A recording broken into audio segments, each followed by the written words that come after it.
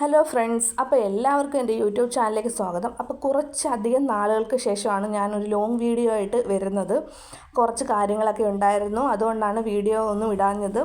അപ്പോൾ ആദ്യം ഞാനൊരു 5:30 ആകുമ്പോൾ എണീച്ച് സുബഹിസ്കാരവും എല്ലാം കഴിഞ്ഞിട്ടാണ് ഞാൻ കിച്ചണിലോട്ട് വരുന്നത്. അപ്പം ഇക്കാക്ക് രാവിലെ എഴുന്നേൽക്കുമ്പോൾ ഒരു ചായ വേണം. അപ്പോൾ ആദ്യം ഞാൻ വന്നു, ചായ ഇടാനുള്ള പരിപാടികളെല്ലാം ചെയ്തു. പിന്നീട് ചായ ഇട്ടു, ഇക്കാക്ക് കൊടുത്തതിന് ശേഷം ഞാൻ മുറ്റത്തോട്ട് ഇറങ്ങിയപ്പോൾ ഇന്നലെ വൈകുന്നേരം ഉണ്ടല്ലോ, നല്ല കാറ്റായിരുന്നു. അപ്പോൾ ഇഷ്ടംപോലെ കരിയിലകൾ മുറ്റത്ത് വീണ് കിടപ്പുണ്ട്. കണ്ടോ, മുറ്റം നിറച്ചും കരിയിലകളാണ്. അപ്പം റബ്ബറിൻ്റെ ഇല പോലത്തെ ഇലയാണ്. അപ്പോൾ കാറ്റടിച്ചിങ്ങനെ പറഞ്ഞു. അപ്പം പിന്നെ ആദ്യം തന്നെ മുറ്റം തൂക്കാമെന്ന് വിചാരിച്ചു. മുറ്റമൊക്കെ തൂത്തു, തുണിയെല്ലാം കഴുകി. അപ്പോൾ പുറത്തോട്ടൊരു അടുപ്പ് സെറ്റ് ചെയ്ത് വെച്ചിട്ടുണ്ട്. അപ്പം നമ്മൾ അരിയൊക്കെ വേവിക്കുന്നത് ആ അടുപ്പിലാണ് കേട്ടോ. അത് വലിയ അടുപ്പായതുകൊണ്ട് തന്നെ പെട്ടെന്ന് തന്നെ അരിയൊക്കെ തിളച്ച് കിട്ടും. അപ്പം അരിയും അടുപ്പിലിട്ടു. അപ്പോൾ കുറച്ച് ജോലി ഒതുങ്ങി. ഇനി നമുക്കുള്ളത് ബ്രേക്ക്ഫാസ്റ്റിൻ്റെ പണികൾ നോക്കണം. അതിന് ഇന്ന് ബ്രേക്ക്ഫാസ്റ്റായിട്ട് അപ്പവും ഉള്ളിക്കറിയാണ് ഉണ്ടാക്കുന്നത്. ഉള്ളിക്കറി അല്ലെങ്കിൽ മുട്ടയിടാത്ത മുട്ടക്കറി എന്ന് വേണമെങ്കിലും പറയാം. ഇങ്ങനെയാണ് കുട്ടികൾ പറയുന്നത്, മുട്ടയിടാത്ത ഉള്ളിക്കറി ഇങ്ങനെയാണ് പറയുന്നത് കുട്ടികൾ.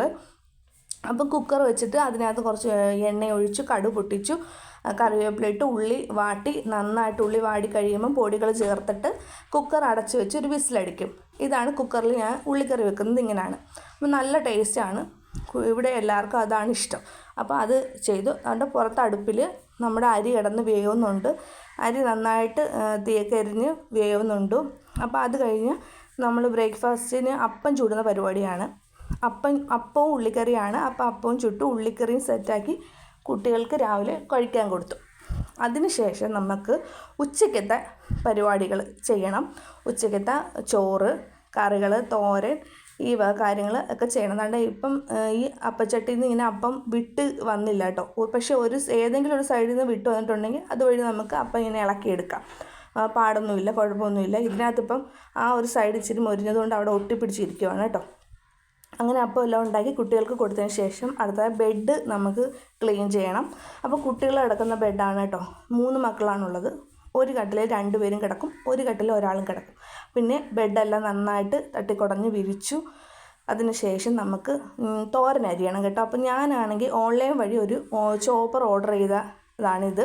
ഇത് നമ്മളിങ്ങനെ കൈ കൊണ്ട് ഇങ്ങനെ പ്രസ് ചെയ്യണം. പക്ഷേ എനിക്കിതങ്ങോട്ട് ഇഷ്ടപ്പെട്ടില്ല. കൈ കൊണ്ട് പ്രസ് ചെയ്യുമ്പോൾ നമ്മുടെ കൈ നന്നായിട്ട് വേദനിക്കുന്നുണ്ട് കേട്ടോ.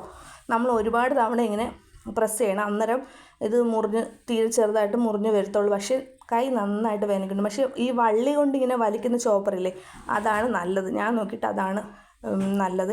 എൻ്റെ കയ്യിൽ അതായിരുന്നു ഇരുന്നത്. അതിൻ്റെ വള്ളി പൊട്ടിപ്പോയതുകൊണ്ട് ഞാനത് മാറ്റിയിട്ട് ഇപ്പം ഇത് കണ്ടപ്പം ഇതൊരെണ്ണം ഓർഡർ ചെയ്തതാണ് കേട്ടോ. ഇതെനിക്കങ്ങോട്ട് ഒട്ടും ഇഷ്ടപ്പെട്ടില്ല. അടുത്ത നമ്മുടെ വെളിയിലത്തെ അരിയെല്ലാം ഊറ്റി കൊണ്ടുവന്ന് അകത്ത് വെച്ചു. അതിനുശേഷം മത്തിയാണ് ഇന്ന് കിട്ടിയത്. മത്തി നമ്മൾ കറി വെച്ചു, ബീട്രൂട്ട് തോരൻ വെച്ചു, മത്തി ഫ്രൈ ചെയ്യാനും എടുത്തിട്ടുണ്ട് കേട്ടോ. മത്തിക്കറി ഏകദേശം സെറ്റായി. കറിയിലിട്ട മത്തി മക്കൾ കഴിക്കത്തില്ല. അവർക്ക് കൂടുതലും ഇങ്ങനെ ഫ്രൈ ചെയ്യുന്ന മത്തിയോടാണ് താല്പര്യം. അതുകൊണ്ട് ഇച്ചിരി തോനെ മത്തി ഫ്രൈ ചെയ്യാൻ എടുത്തു. അപ്പോൾ ഉച്ചയ്ക്കത്തെ കാര്യങ്ങൾ ഒരുവിധം ഒതുങ്ങി. അതിനുശേഷം അടുക്കളയൊക്കെ നന്നായിട്ട് ക്ലീൻ ചെയ്തു. അടുക്കളയെല്ലാം ക്ലീൻ ചെയ്ത് ഉച്ചയ്ക്കത്തെ ജോലി ഒതുങ്ങുമ്പോൾ തന്നെ നമുക്ക് പകുതി ആശ്വാസമാവും. പിന്നീട് നമുക്ക് വലിയ ജോലിയൊന്നും ഇല്ലല്ലോ. ഇനി വൈകിട്ട് അടുക്കളയിൽ കയറി ഉച്ചയ്ക്ക് ഊണ് കൊടുക്കാനും പിന്നെ വൈകുന്നേരം അടുക്കളയിൽ ചായ ഇടാനും മറ്റു കാര്യത്തിനും കയറിയാൽ മതിയല്ലോ. ഇപ്പം തന്നെ ഒരുപാട് ആശ്വാസം, കുറേ ജോലി ഒതുങ്ങി. ഉച്ചയായപ്പം കുട്ടികൾക്ക് ചോറ് കൊടുത്തു. അപ്പം ഇന്നത്തെ നമ്മുടെ കറി മത്തിക്കറി, തേങ്ങ അരച്ച് വെച്ച മത്തിക്കറി, പിന്നെ ബീട്രൂട്ട് തോരൻ, പിന്നെ 2-3 വെണ്ടയ്ക്ക കിടന്നത് മെഴുക്കുവരട്ടി. അപ്പം വെണ്ടയ്ക്ക മെഴുക്കുവരട്ടി, മത്തി ഫ്രൈ, ഇത്രയൊക്കെയാണ് നമ്മുടെ ഉച്ചയ്ക്കത്തെ ഊണ്. അത് കഴിഞ്ഞ ശേഷം വൈകിട്ട് ചായ ഇടാനായിട്ട് അടുക്കളയിൽ കയറി. അപ്പം വൈകുന്നേരം ചായയും നമ്മുടെ ടൊമാറ്റോയുടെ മുറുക്കുണ്ടായിരുന്നു.